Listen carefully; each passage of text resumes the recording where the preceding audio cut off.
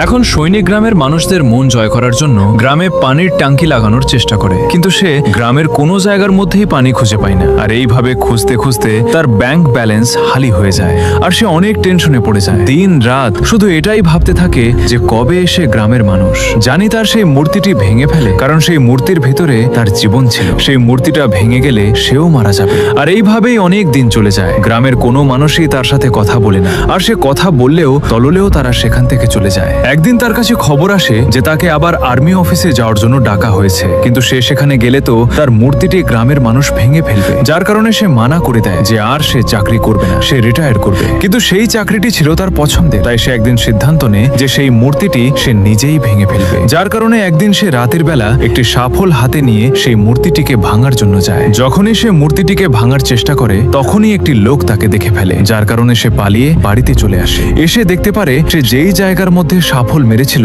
ঠিক তার পায়ের সেই জায়গার মধ্যে থেকে রক্ত বের হচ্ছে। বন্ধুরা,